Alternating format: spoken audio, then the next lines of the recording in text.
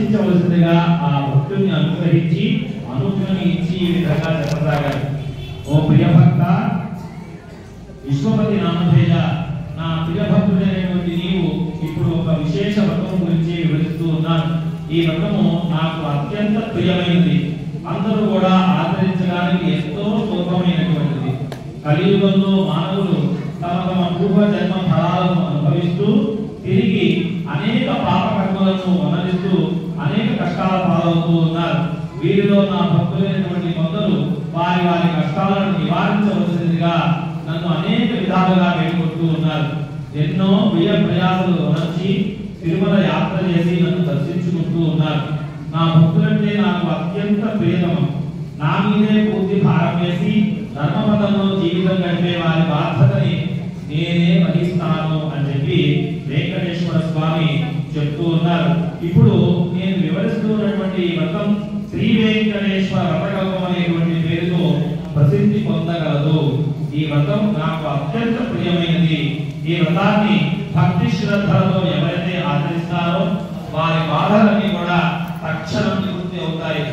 కొడుకులు పెళ్లి అవ్వాలనుకుంటే పెళ్లి అవుతుంది, కూతురు పెళ్లి అవ్వాలనుకుంటే అవుతుంది, ఉద్యోగం ఉన్నది కావాలంటే ఉద్యోగం ఉన్నది వస్తుంది, మంచి సద్విద్యాబుద్ధులు కావాలంటే సద్విద్యాబుద్ధులు వస్తాయి, ఆరోగ్యం వస్తుంది, ఇల్లు కూడా ప్రాప్తిస్తుంది. అటువంటి మహత్తరమైనటువంటి ఈ యొక్క వ్రతాన్ని శ్రద్ధగా ఆలకించవలసిందిగా కోరుతూ ఉన్నాను. ఈ వ్రతాన్ని భక్తి శ్రద్ధలతో ఎవరైతే ఆచరిస్తారో వారి బాధలన్నీ కూడా తక్షణం నివృత్తి కాగలవు. ఈ వ్రతము ఎవరైనా ఎప్పుడైనా ఆచరించవచ్చును.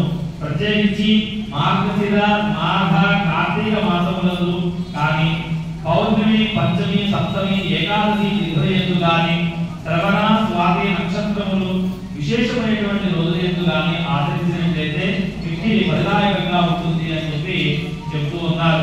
ఈ కలియుగంలో నా భక్తులైనటువంటి మీరు అనుభవిస్తున్నటువంటి కష్టములన్నీ కూడా స్వామి వారికి, వెంకటేశ్వర స్వామి వారికి తెలుసు.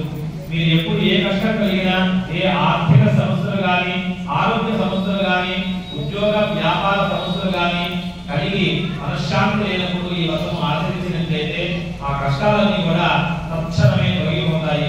మరియు మీ ఇంట ఏ శుభకార్యం తలపెట్టినా ఈ వ్రతం ఆచరించినట్లయితే అటువంటి శుభకార్యము నిర్విఘ్నంగా జరిగి 1000 రెట్లు మీకు ఆనందాన్ని, సంతోషాన్ని కలిగింపజేయగలదు. ఈ వ్రతము ఆచరించిన వెంటనే సకల సుఖ శాంతులు అష్టైశ్వర్యములు లభించగలవు. ఉదయమున గాని, సాయంకాలం యందు గాని ఈ వ్రతమును ఆచరించవచ్చు. ఈ వ్రతము 5 అధ్యాయములతో ఉన్నది. ఈ 5 అధ్యాయాలు భక్తితో పఠించాలి. మీ స్వగృహంలో గాని, దేవాలయంలో గాని, వసతి గృహంలో గాని, పుణ్యక్షేత్రం యందు గాని, నదీ తీరముందు గాని యొక్క వ్రతాన్ని ఆచరించవచ్చు. ఎవరైనా మీ బంధువులందరినీ కూడా ఆహ్వానించి ఈ వ్రతము ఆచరించినట్లయితే మిక్కిలి శ్రేయస్సు వారికి కూడా కలుగుతుంది. ఈ వ్రతాన్ని ఆచరించిన వారికి, విన్న వారికి, ప్రసాదము భక్తితో స్వీకరించిన వారికి అష్టైశ్వర్యములు కలుగగలవు. ఈ వ్రతమును పూర్వకాలంలో నా ప్రియభక్తులైనటువంటి ఎందరో మునీశ్వరులు ఆచరించి ఎన్నో దివ్యాశీస్సులని కూడా పొందారు. భూలోకవాసులైనటువంటి మీ అందరికీ ఈ వ్రతము మిగిలి ఆనందప్రదాయమై అనేక శుభములను కలుగజేయదు. ప్రశాంత మనస్సుతో నన్నే తలుచుకుంటూ ఈ వ్రతమును ఆచరించినట్లయితే వ్రతఫలమంతా కూడా మిక్కిలిగా ఉండగలదు.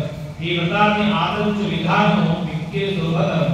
కలియుగంలో మీకు కష్టములన్నీ కూడా నాకు తెలియదు. అందువలనే అత్యంత కఠోర నిష్ఠతో చేసేటువంటి తపస్సులకి, యజ్ఞ యాగాదులకి ఇచ్చే ఫలము కేవలము ఈ వ్రతం ఆచరించడం వలన మీరు పొందగలుగుతారు. ముందుగా వ్రతాన్ని ఆచరించు ప్రదేశమును చక్కగా శుభ్రపరచుకొని మండపాన్ని ఏర్పాటు చేసి సకులైనటువంటి శ్రీదేవి, భూదేవులతో కూడి ఉన్నటువంటి పటమును మండపం పైన ఉంచవలెను. మండపమునకు ఇతర దేవతా పటంలో కూడా ఉంచుకోవచ్చు. నవగ్రహ దేవతలను, పంచలోక పాలకులను, అష్ట దిక్పాలకులను ఆవాహన చేసి విఘ్నేశ్వరుని పూజ చేసి వారందరికీ కూడా పూజ చేసి మండపంలో ఆవాహన చేసి భక్తి శ్రద్ధలతో వారందరికీ కూడా షోడశ ఉపచారాలన్నీ కూడా చేసి తర్వాత 5 అధ్యాయములు కలిగినటువంటి వ్రతాన్ని ఆచరించినట్లయితే మీరు అనుకున్నటువంటి కోరికలన్నీ కూడా నెరవేరుతాయి. ప్రతి అధ్యాయం చివర గోవింద గోవింద గోవింద అని చెప్పి స్మరణ చేయవలేదు. కలియుగంలో సామాన్య మానవులైనటువంటి మీ అందరికీ ఈ వ్రతమును ఇదివరకు విఘ్నేశ్వరుడు మొదలైనటువంటి దేవతలతో కూడా చేసి వారందరికీ కూడా మంచి సకల భోగాలని కూడా పొందారు. మీరు కూడా ఈ యొక్క వ్రతాన్ని చేసినట్లయితే మీ కష్టాలన్నీ కూడా తొలగిపోతాయి, సకల శుభాలు కలుగుతాయి. ఎవరైతే ఈ యొక్క వ్రతాన్ని అత్యంత భక్తి శ్రద్ధలతో ఆచరిస్తారో వారి గృహమునకు స్వయంగా సాక్షాత్తు వెంకటేశ్వర స్వామి వస్తారంట. వారు వచ్చినట్లయితే భక్తికి వారి స్వామి వారికి ఏదో ఒక విధంగా తాంబూలము, పుష్పము, ఫలము ఇవ్వడం ద్వారా సాక్షాత్తు స్వామి వారే తీసుకున్నట్టుగా భావన చేసి ఆ స్వామి వారికి చేరుతుంది అని చెప్పి ఈ వ్రతంలో చెప్పబడినది. ఇది మొదటి అధ్యాయము. కాబట్టి మీ చేతిలో ఉన్నటువంటి అక్షరాలన్నీ కూడా స్వామి వారి పటం మీద వేయాలి. శ్రీదేవి భూదేవి సమేత వెంకటేశ్వర స్వామి మహాకాళిక కంఠ స్వయా నివేదయామి. ఓం ప్రాణాయ స్వాహ, ఓం అపానాయ స్వాహ, ఓం వ్యానాయ స్వాహ, ఓం ఉదానాయ స్వాహ, ఓం సమానాయ స్వాహ. బ్రహ్మణే నమః. దేవ పానీయం సమర్పయామి. ఆనందమంగళ నీరాజనం.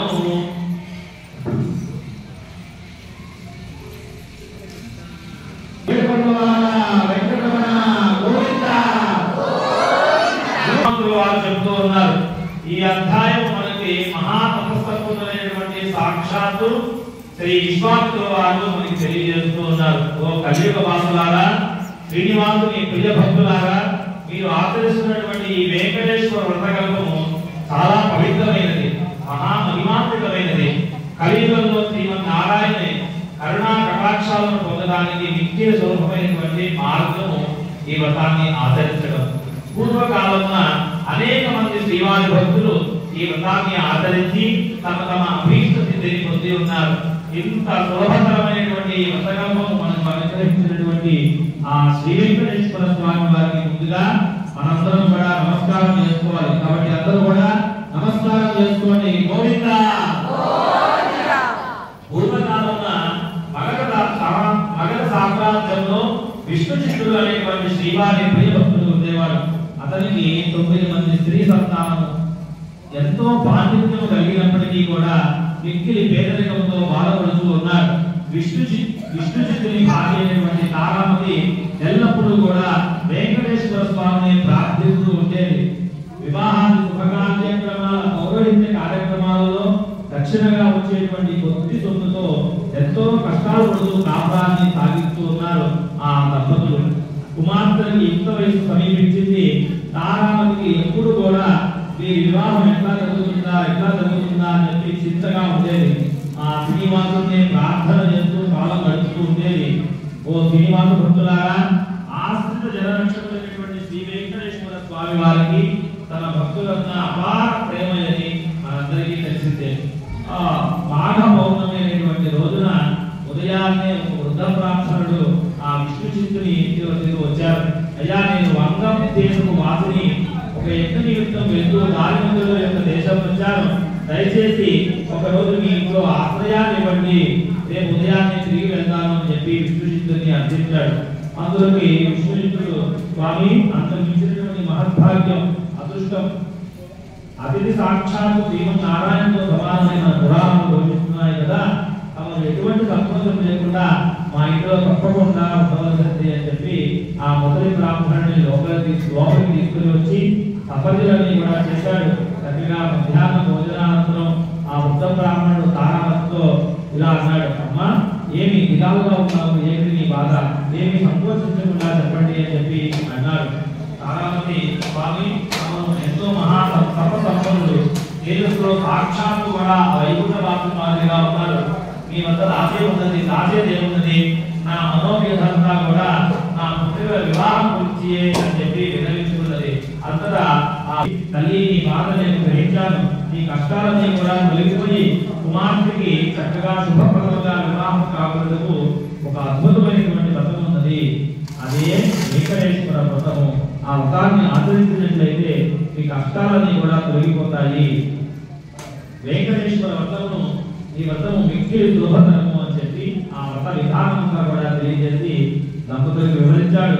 విష్ణు చిత్తుడు, స్వామి, మహా సంతోషం, ఇంతకు మించి మహాభాగ్యం ఏముంటుంది, ఎన్నో రోజులు ఎందుకు, ఈ రోజే శుభస్థితిగా ఉన్నారు కదా పెద్దలు, ఈ రోజు మాఘ పౌర్ణమి ఎంతో శుభదినం, ఈ రోజే తమను సెలవించినట్లయితే వెంకటేశ్వర స్వామి వారి వ్రతాన్ని ఆచరిస్తాను అని చెప్పి విష్ణు చిత్తులు తారామతి దంపతులు ఇద్దరు కూడా తమ తమ కుమార్తెలందరితో కలిసి సాయంకాలమే బంధువుల మిత్రులందరినీ కూడా పిలుచుకొని వెంకటేశ్వర వ్రతాన్ని అత్యంత భక్తితో శ్రద్ధతో ఆచరించారు.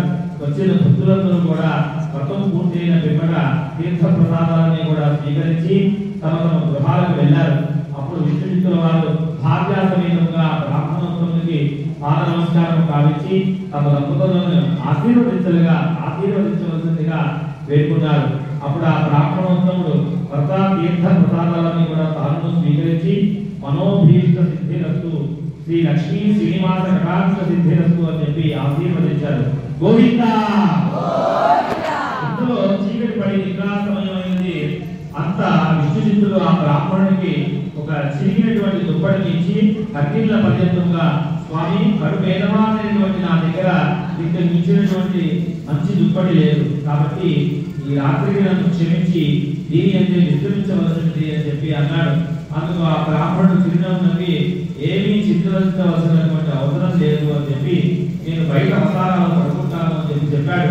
కొద్దిసేపటికి అందరూ కూడా నిద్రకి ఉపక్రమించారు. రాత్రి 4వ ధామున ఉదయం మెరుపులతో పెద్ద వర్షం పడింది. అంతా కడిగ చీకటి, ఆడాంత కాలంలో కంటికి ఏది కూడా కనబడట్టు లేదు. విష్ణుచిత్తునికి బయట పడుతున్నటువంటి ఆ ఉదయ బ్రాహ్మణుడు ఎలా ఉన్నాడో అని చెప్పి చాలా బెగగా ఉన్నది.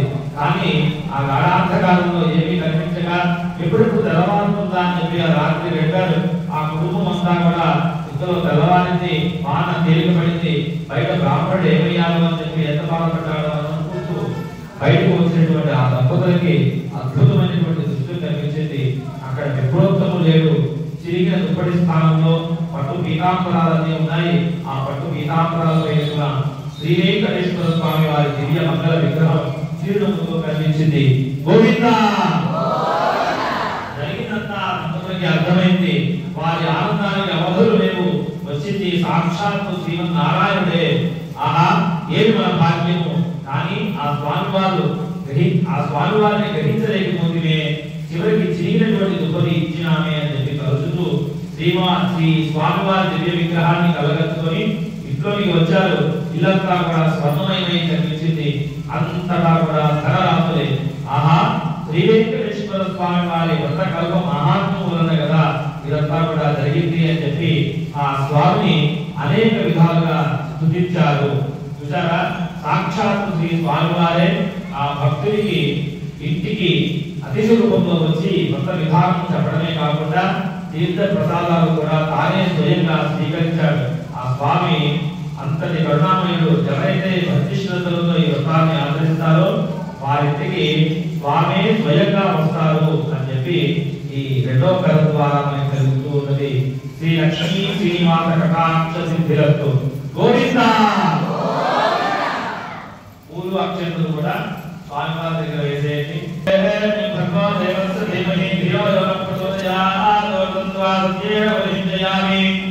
శ్రీదేవి భూదేవి సమేత వెంకటేశ్వర స్వామి నమః. నారికేళ కంఠద్వయాన్ని నివేదయామి. ప్రాణాయ స్వాహ, ఓం ప్రాణాయ స్వాహ, ఓం జ్ఞానాయ స్వాహ, ఓం దానాయ స్వాహ, ఓం సమానాయ స్వాహ. బ్రహ్మణే నమః. దేవ దేవాని సమర్పయామి. ఆనంద మంగళ నీరాజనం దర్శయామి.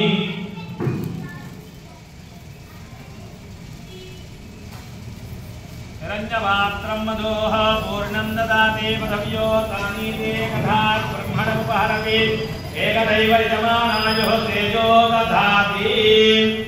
ఏర్పడవారా వెంకటరమణ గోవిందా గోవిందా. అక్రూర వరద గోవిందా. ఓ కలియుగ వాసులారా, శ్రీనివాసుని ప్రియ భక్తులను తీర్చడానికి స్వామి మీకు అతి చేరువలో ఈ తిరుమల కొండపై అవతరించారు. ఆ స్వామి వారిని ప్రసన్నం చేసుకోవడానికి ఈ వ్రతం మిక్కిలి సులభమైనటువంటి మార్గం. ఈ వ్రతాన్ని ఎవరైతే భక్తి శ్రద్ధలతో ఆచరిస్తారో వారింటిలో సకల సౌభాగ్యాలు, సుఖాలు, సంతోషాలు కూడా ఉంటాయి. అవన్నీ కూడా వారు అనుభవిస్తారు. పూర్వకాలంలో అవంతి దేశంలో భాగ్యనగరం అనేటువంటి పట్టణం ఉంది. పేరు తగినట్టుగానే ఆ పట్టణంలో అనేక మంది భాగ్యవంతులు ఉండేవారు. అయితే వారు తమ సంపదలను చూసి గర్విస్తూ ఆశించేవారు. ఈ ఐశ్వర్యమంతా తమ గొప్పే అని చెప్పి కలుస్తూ నిత్య పూజలు కాదు కదా, విశేషమైనటువంటి రోజులలో కూడా ఎటువంటి పూజలు కూడా చేసేవారు కాదు.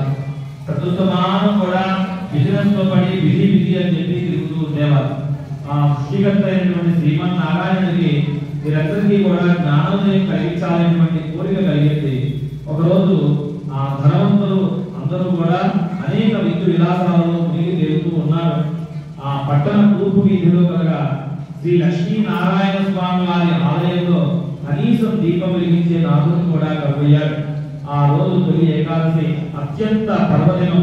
కానీ ఆ పట్టణంలో ఒక్కరు కూడా ఆ ఆలయానికి పూజాదినాలు నిర్వర్తించాలని కానీ అక్కడ నైవేద్యం ఏర్పరచాలని కానీ ఆలోచించట్లేదు. సాయంత్రం ఉన్నటువంటి అనేకమైనటువంటి దట్టమైన మబ్బులు కప్పుకున్నాయి. బ్రహ్మాండమైనటువంటి కుంభవృష్టి వ్యాపారస్తులందరి ఇల్లు కూడా మునిగిపోయాయి. చుట్టూ కూడా చీకటి, తెల్లవారేసరికి ఊరంతా కూడా నేలమట్టమైంది. వ్యాపారస్తుల ఇళ్ళన్నీ కూడా కూలిపోయాయి. అన్ని ఐశ్వర్యాలు పోయి చివరికి కట్టుకున్నటువంటి బట్టలతో మిగిలారు.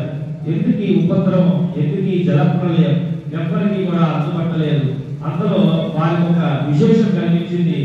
ఊరి చివరి ఉండేటువంటి ఊరి పాత్రలు చెట్టు చెదరకుండా ఉన్నాయి. అవన్నీ చూసేసరికి వాళ్ళకి ఆశ్చర్యం కలిగింది. ఇంత కుంభవృష్టిలో కూడా ఈ ఊరి పాత్రలు ఎలా ఉన్నాయి అని చెప్పి వారితో వారు అనుకుంటూ ఉండగా ఇంతలో ఒక పెద్ద మెరుపు పెంచింది. ఆకాశవాణి ఇలా పలికింది, ఓ మూర్ఖులారా, ఈ సంపదలన్నీ ఈ గొప్పతనాన్ని కలుసుకోవడం వల్ల ఇలా జరిగింది. ఆ ఊరి గుడిలో నివసించే దేవయ్య అనేటువంటి నా ప్రియభక్తుడు, అతి సామాన్యుడైనటువంటి దేవయ్య ప్రతిరోజు కూడా ఈ ఊరిలోని శ్రీ లక్ష్మీనారాయణ ఆలయంలో దీపం వెలిగిస్తూ ఉన్నాడు. అంతేకాక ప్రతి ఏకాదశి నాడు కూడా తనకి వీరున్నంతలో ఈ వెంకటేశ్వర వ్రత కల్పాన్ని కూడా నిర్వర్తిస్తూ ఉన్నాడు. ఆ వ్రత ఫలితంగానే తనతో పాటే ఆ వృద్ధులోని వారందరూ కూడా రక్షింపబడ్డారు. వీరందరూ కూడా ఆ వ్రతం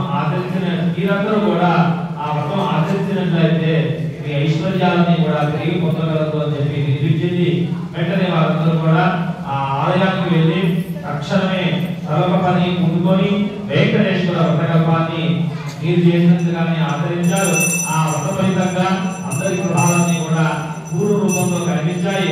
అది మొదలుగా ఆ భక్తులందరూ కూడా శ్రీవారి భక్తులై ప్రతి ఏకాదశి నాడు, ప్రతి పౌర్ణమి నాడు, ప్రతి విశేషమైనటువంటి శ్రావణ మాసము, కార్తీక మాసము, మార్గశిర మాసము, మాఘ మాసము, అలానే శ్రవణ నక్షత్రం రోజున కూడా ఈ శ్రీ వెంకటేశ్వర వ్రతకల్పాన్ని ఆచరిస్తూ వసీకృత కాలం కూడా సుఖ సౌఖ్యాలతో భోగ భాగ్యాలతో చివరికి ముక్తిని కూడా పొందారు.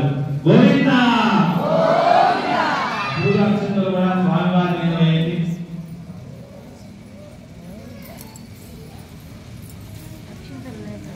ఓం భగవద్వః తత్సవితుర్వరేణ్యం భర్గో దేవస్య ధీమహి ధియో యో నః ప్రచోదయాత్. అర్ధంతవాసుదేవ విశించయామి. శ్రీదేవి భూదేవి సమేత వెంకటేశ్వర స్వామినే నమః. నారికేళ ఖండద్వయాన్ నివేదయామి. నమస్తు. ఓం ప్రాణాయ స్వాహా, ఓం అపానాయ స్వాహా, ఓం ధ్యానాయ స్వాహా, ఓం దానాయ స్వాహా, ఓం సమానాయ స్వాహా, ఓం బ్రహ్మణే నమః. మధ్యే పానీయం సమర్పయామి. ఆనందమంగళ నీరాజనం దర్శయామి.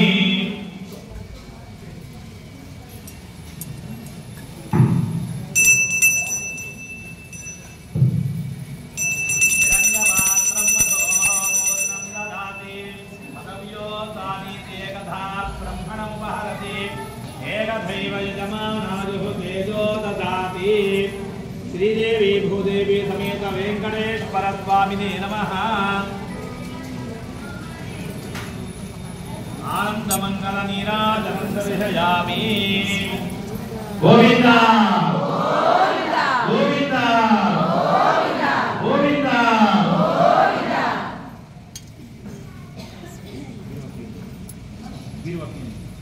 మహామునీశ్వరుడు శ్రీ భరద్వాజ మహర్షులు వారు చెబుతూ ఉన్నారు, ఓ కలియుగ వాసులారా, శ్రీమన్నారాయణ భక్తులారా, మీరు ఆచరిస్తూ ఉన్నటువంటి శ్రీ వెంకటేశ్వర వ్రతకల్పము అత్యద్భుతమైనది. మీ కోరికలన్నీ కూడా తక్షణమే తీర్చగలిగినటువంటి ఉపాయం శ్రీ వెంకటేశ్వరుని ప్రసన్ని కావించుకోవడానికి అత్యంత సులభతరమైనటువంటి మార్గము వ్రతము ఇదే. మీ అందరినీ అనుగ్రహించడానికి సాక్షాత్తు ఆ వైకుంఠవాసుడే కలియుగంలో తిరుమల కొండపై శ్రీనివాసునిగా వెలిశాడు. ఎన్నో జన్మల పుణ్యఫలం చేత తిరుమల కొండపై కాలు వేయడం సాధ్యం కాదు, స్వామి దర్శనం సాధ్యం కాదు. ఇదే విధంగా శ్రీ వెంకటేశ్వర వ్రతకము ఆచరించే సంకల్పం కలుగున కూడా ఎంతో పూర్వజన్మ ఫలితమైతేనే కానీ సాధ్యం కాదు. కాబట్టి మనందరం కూడా ఎంతో భాగ్యం వల్ల ఈ యొక్క వ్రతాన్ని ఆచరణ చేస్తూ ఉన్నాం.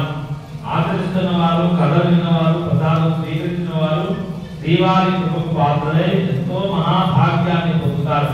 పూర్వకాలమున నగరి అనేటువంటి గ్రామంలో ధనగుప్తుడు అనేటువంటి వ్యాపారుడు ఉండేవాడు. అతడు మహాలోభి. ఎంత ఐశ్వర్యములను సంపాదించను అతని లోభితనానికి అంతు లేకుండా ఉంటుంది. ఈ ఐశ్వర్యమంతయు కూడా తన గొప్పే అని అనుకుని విర్రవీగేవాడు. ఎంతటి వారైనా కూడా ఈ అహంకారంగా కదా అధో పాతాళానికి తోసివేయబడేది. ధనగుప్తుని భార్య కాంతివతి మాత్రం ఎంతో భక్తి శ్రద్ధలు కలిగి ఉండేది. వారికి ముగ్గురు కుమార్తెలు. చివరి పుత్రికైనటువంటి కుమారికి చాలా దైవభక్తి. ఎప్పుడు కూడా ఆ శ్రీనివాసుని తలుపుతూ ఉండేది. నారాయణ నారాయణ గోవింద అనుకుంటూ కూడా గోవింద. తండ్రికి తెలియకుండా వీలున్నప్పుడల్లా వెంకటేశ్వర స్వామి వారి ఆలయానికి వెళ్ళి స్వామివారిని దర్శించుకుంటూ వస్తూ ఉండేది. ఇంటికి తీసుకొచ్చినటువంటి ప్రసాదాన్ని అందరూ కూడా స్వీకరించినా తన తండ్రి మాత్రం ఎప్పుడు కూడా తీసుకునేవాడు కాదు. భర్త యొక్క ఈ ప్రవర్తనను కాంతిమతి మిక్కిలి చింతించేది. ఒకరోజు కుమారి తన స్నేహితుల యొక్క వెంకటేశ్వర వ్రతం జరుగుతూ ఉన్నదని తెలుసుకొని తాను కూడా వ్రతకథలో విందాము అని చెప్పి వెళ్ళింది. వ్రతం పూర్తయినంత వరకు అక్కడనే ఉండి ఆ ప్రసాదాన్ని స్వీకరించి కొంచెం పొట్లంగా కట్టుకొని ఇంటికి వచ్చింది. మార్గ మధ్యం వచ్చేసరికి ఎండ తీవ్రత ఎక్కువగా ఉండటం వల్ల దాహం తీర్చుకుందాము అని చెప్పి తలుచుకోగానే ఆ పక్క వీధిలోనే వాళ్ళ యొక్క షాప్ ఉన్నదని గుర్తుకొచ్చింది. వాళ్ళ అంగడి దగ్గరికి వెళ్ళి ఈ వ్రతం గురించి తండ్రికి చెప్పకుండా అక్కడ తన దాహాన్ని తీర్చుకొని తండ్రి కోప్పడతాడేమోటువంటి భయంతో కంగారుగా వడివడిగా ఇంటికి వచ్చింది. ఆ హడావిడిలో స్వామివారి ప్రసాదాన్ని ఆ దుకాణంలోనే మర్చిపోయి ఇంటికి వచ్చింది. ఇంతలో ఆ బజారులో ఒక్కసారిగా అల్లరి మొదలైంది. ప్రజలందరూ కూడా ఆహాకారాలు పెడుతూ పరిగెత్తుతూ ఉన్నారు. పెద్ద అగ్ని ప్రమాదం సంభవించింది. ఆ వీధిలోని ఆ షాపులన్నీ కూడా అగ్ని దేవుని ప్రతాపానికి ఆహుతి కాగసాగాయి. అసలే మిట్ట మధ్యాహ్నం దానికి తోడు తీవ్రమైనటువంటి వడగాలి ధనగుప్తుని శరీరంలో భయం అంతా కూడా కప్పించింది. కొద్ది క్షణాల్లో తన కలయితే తన షాపు కూడా గాలి పూర్తవుతుంది అని చెప్పి ఆలోచనలో పడ్డాడు. మనసులో ఏం చేయాలో తెలియడం లేదు. వణిగిపోతూ ఉన్నాయి. అక్కడ ఉన్నటువంటి ప్రసాదాన్ని గుప్పిడితో తీసుకున్నాడు. ఆ ప్రమాదవశాత్తు ఆ ప్రసాదాన్ని నోట్లో వేసుకున్నాడు. ఆ కంగారులో ఏదో అలా వేసుకునేసరికి తన మనస్సంతా కూడా కొంచెం స్థిమితపడినట్టుగా అనిపించింది. అగ్నికి ఆహుతి కావాల్సినటువంటి తన దుకాణం అంతా కూడా అగ్ని అక్కడి వరకు వచ్చి ఆగిపోయింది. అద్భుతమైనటువంటి సంఘటన. ఏమి విచిత్రం, ఏమి మాయ అని చెప్పి ఆ ధనగుప్తుని యొక్క నోటికి మాట రాలేదు. ఇందులో ఈ వీధిలో అగ్ని ప్రమాదం జరిగింది అని చెప్పి వీధిలో భార్య పిల్లలు అందరూ కూడా ఆ శ్రీనివాసుని ప్రార్థిస్తూ అక్కడికి వచ్చారు. ఆ దుకాణం వరకు వచ్చినటువంటి మంటలు అక్కడే ఆగిపోవడం చూసి అందరూ కూడా సభమాశ్చర్యాలకు గురయ్యారు. అప్పుడు కుమార్తె తాను దుకాణంలో మర్చిపోయినటువంటి ప్రసాదాన్ని గుర్తుకు తెచ్చింది. ధనగుప్తుడు అంత ముందు తాను తిన్నది ఆ ప్రసాదమే అని చెప్పి గ్రహించాడు. ఆ శ్రీనివాసుని ప్రసాదం ఈ వ్రతంలో పాల్గొనడం అంతా కూడా వివరించింది. ఆ స్వీకరించినటువంటి ప్రసాద మహత్యం వల్లే వారి యొక్క దుకాణం ఎటువంటి ప్రమాదం జరగకుండా జరిగి ప్రశాంతంగా ఉంది అని చెప్పి అనుకున్నారు. ఆ విషయాన్ని కూడా ధనగుప్తుడు గ్రహించాడు. శ్రీవారిని క్షమించము అని చెప్పి దెబ్బలు వేసుకున్నాడు. సాయంకాలమే ఊరి వారందరినీ పిలిచి అత్యంత భక్తి శ్రద్ధలతో శ్రీ వెంకటేశ్వర వ్రతకల్పాన్ని ఆచరించాడు. అప్పటి నుండి కూడా ఆ భక్తుడు పూర్తిగా స్వామివారి సేవకే తన శేష జీవితాన్నంతా కూడా గడిపి చివరికి ముక్తిని పొందాడు. కాబట్టి పరమ గొప్పదైనటువంటి యొక్క ప్రసాదాన్ని స్వీకరించిన వెంటనే ఆ స్వామివారి అనుగ్రహం కలుగుతుంది. ఆ వెంకటేశ్వరుని లడ్డూ ప్రసాదం తీసుకున్నట్లయితే మనందరికీ కూడా అటువంటి అనుగ్రహం కలుగుతుంది. అందరూ కూడా గోవింద గోవింద గోవింద అక్షంతలు స్వామివారి మీద వేయండి.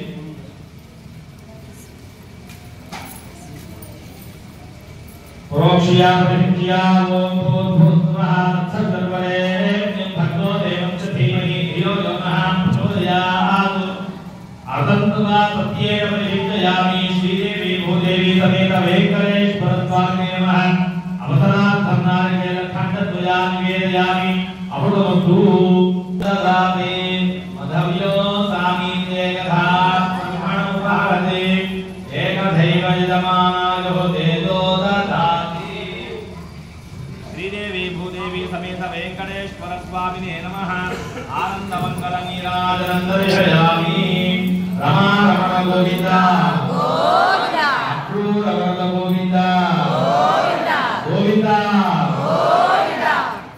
అథ పంచమోధ్యాయ చివరి కథ కాబట్టి స్వామివారి దగ్గర వేయడానికి అక్షంతలు తీసుకోండి, ఒక పువ్వు తీసుకోండి, ఒక తులసి దళం తీసుకోండి. వెలిసినటువంటి శ్రీమన్నారాయణుడికి తన భక్తులంటే అలవిమాలిన ప్రేమ. ఎవరైతే తన మీద పూర్తి భారం వేసి నిత్యం తననే స్మరిస్తూ సత్ప్రవర్తన కలిగి జీవిస్తారో వారి యోగక్షేమాలన్నీ కూడా తానే వహిస్తాడు. అంతటి దివ్య దేవుణ్ణి ప్రసన్నం చేసుకోవడానికి అత్యంత సులభతరమైనటువంటి మార్గం ఈ వెంకటేశ్వర వ్రతకల్పం. ఈ అద్భుత వ్రతకల్పంలోని 5వ అధ్యాయాన్ని మహాతపస్సంపన్నుడైనటువంటి అత్రి మహర్షి వారు చెబుతూ ఉన్నారు. నాయనలారా, శ్రీనివాసుని ప్రియభక్తులారా, కైలుగా భాగస్తులైనటువంటి మీ అదృష్టం చెప్పనరవి కానిది. కృత త్రేత ద్వాపర యుగాలలో ఎంతో కఠోర నియమ నిష్టలతో ఆరాధిస్తే గాని ప్రసన్నం కాని శ్రీమన్నారాయణుడు అలీగల్లో కేవలం గోవింద గోవింద గోవింద గోవింద గోవింద అనేటువంటి నామస్మరణంతోనే మిమ్మల్ని అనుగ్రహిస్తూ ఉన్నాడు. ఆర్తితో పిలిచిన వెంటనే తక్షణం మన పక్కనే ఉంటాడు. అంతటి కరుణామూర్తి శ్రీనివాసుడు. తిరుమల క్షేత్రమంతా కూడా సాలగ్రామమయం. ఆ పవిత్ర కొండపై మీరు వేసే ప్రతి అడుగు కూడా ఎన్నో ఎన్నో జన్మల పుణ్యఫలం. పూర్వకాలంలో కౌమార దేశంలో మిత్రుడు అనేటువంటి చాకలి ఉండేవాడు. అతడు తన కులవృత్తిని నిర్వర్తిస్తూ వీలున్నంతలో దాన ధర్మాలు గావిస్తూ ధర్మపరంగా జీవిస్తూ ఉండేవాడు. కానీ అతని దిగులంతా కూడా అతనికి ఉన్నటువంటి అవిటితనం. కాలు అవిటిది కావడం చేత ఉతికినటువంటి బట్టలను మూటలు కట్టి ఇంటింటికి తిరిగి ఇవ్వడం చాలా కష్టంగా ఉండేది. దానికి తోడు గంపెడు సంసారం. కష్టపడకపోతే పూట గడవదు. ఎల్లప్పుడూ కూడా ఆ శ్రీనివాసుని ప్రార్థిస్తూ ఉండేవాడు. ఏదో ఒక రోజున ఆ స్వామి తనను కరుణిస్తాడనేటువంటి నమ్మకంతో జీవనం సాగిస్తూ ఉన్నాడు. భక్తజన స్వరూపుడైనటువంటి శ్రీమన్నారాయణుడు ఇదంతా కూడా గమనిస్తూనే ఉన్నాడు. ఎవరికైనా వారి వారి పూర్వజన్మ కర్మ నివృత్తి అయ్యేంత వరకు కూడా తను అనుభవించి తీరాల్సిందే. ఆ పూర్తయ్యే సమయానికి ఆ స్వామి సాక్షాత్తు ఏదో రూపంలో మన దగ్గరికి వచ్చి మంచి సలహా సూచన ఇచ్చి మనల్ని ఆదుకుంటూ ఉంటారు. ఒకరోజు సాయంకాలం రోజులానే మిత్రుడు చాకిదేవుడి బట్టలను మూటతో పట్టణానికి రోజు రొప్పుతూ తిరిగి వస్తూ ఉన్నాడు. ఇంతలో మార్గమధ్యంలో ఒక ముసలి బ్రాహ్మణుడు కనబడ్డాడు.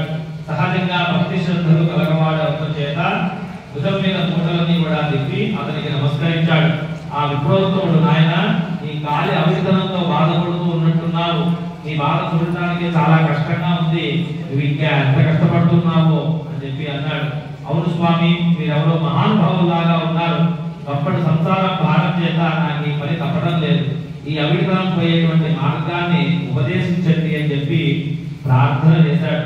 ఆ ముసలి బ్రాహ్మణుడు, నాయన, సావధానంగా మీరు నీ అవితనం పోవడమే కాకుండా నీకు అష్టైశ్వర్యాలు కలిగేటువంటి వ్రతం ఉన్నది. ఆ వ్రతం ఆచరించినట్లయితే పరీక్షమే నీకు 1000 వరహాలు లభిస్తాయి. అయితే ఒక షరతు, అందులో సగం నాకు సమర్పించాలి. రేపు మళ్ళీ ఇదే సమయానికి ఇక్కడికి వస్తాను అని చెప్పాడు. అప్పుడు మిత్రుడు, స్వామి, ఇంతకు మించిన మహాభాగ్యం ఏముంది ఉంది, ఆ వ్రతం ఏదో ఈ రోజే ఆచరిస్తాను, దయచేసి నాకు చెప్పండి అని చెప్పి ప్రార్థించగానే ఆ బ్రాహ్మణుడు వెంకటేశ్వర వ్రతకల్పాన్ని చెప్పాడు. రెట్టించినటువంటి ఉత్సాహంతో ఇంటికి వచ్చి ఆ విషయాన్నంతా కూడా భార్యకు చెప్పి ఇరుగు పొరుగు వారందరినీ కూడా ఆహ్వానించి స్వామివారి వ్రతాన్ని ఆచరించి తీర్థ ప్రసాదాలు తాను స్వీకరించి వచ్చిన వారందరికీ కూడా పంచాడు. ఇంతలో ఇంటి బయట ఏదో కోలాహలం వినపడింది.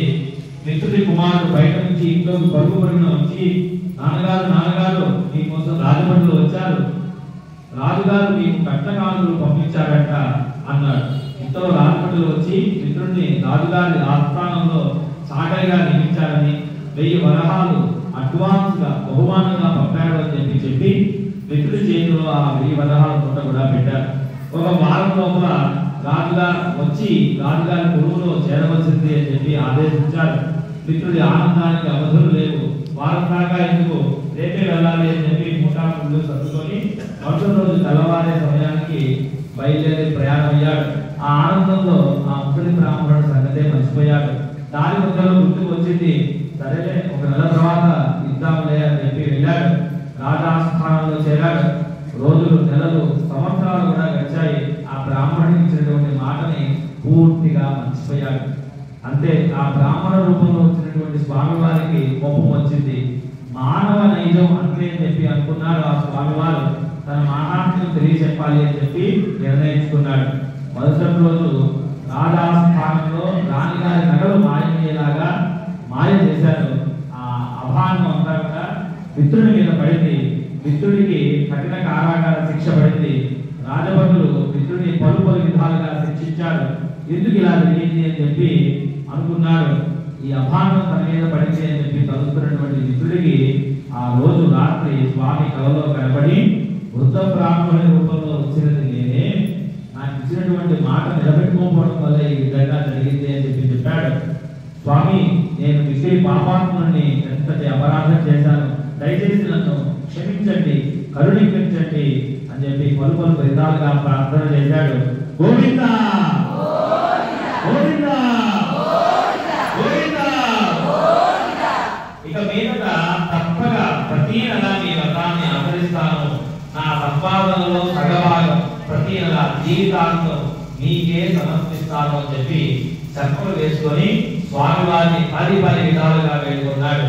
భక్తజన సౌభుడైనటువంటి స్వామివారు అందుకు సంతోషించి మిత్రుడిని అనుగ్రహించారు. స్వామివారి అనుగ్రహం చేత రాణి నగలు వేరే ప్రదేశంలో దొరికాయి. మిత్రుడు దొంగలించలేదని చెప్పి రాజు గ్రహించడం జరిగింది. మిత్రుడిని కారాగార గృహం నుంచి వదిలేశారు. అప్పటి నుంచి మిత్రుడు స్వామివారికి ఇచ్చినటువంటి మాట ప్రకారం ప్రతి నెల కూడా శ్రీ వెంకటేశ్వర వ్రతాన్ని ఆచరిస్తూ తన సంపాదనలో సగభాగం స్వామివారికి సమర్పిస్తూ కలకాలం కూడా సుఖంగా జీవించి చివరికి ముక్తిని పొందాడు. ఓం నమో వెంకటేశాయ. గోవిందా గోవిందా గోవిందా గోవిందా. మీ చేతిలో ఉన్నటువంటి పూలు అక్షంతులు స్వామివారి దగ్గర వేసి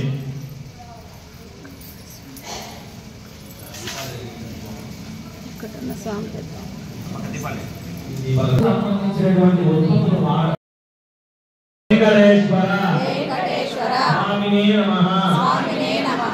ఆనంద మంగళ నీరాజనం దర్శయామి. నీరాజనానంతరం శుద్ధ ఆచమనీయం. ఏడుకొండలవాడ వెంకటరమణ గోవిందా గోవిందా. మీ దగ్గర ఉన్నటువంటి తులసి దళాన్ని తీసుకొని చక్కగా నిల్చోండి.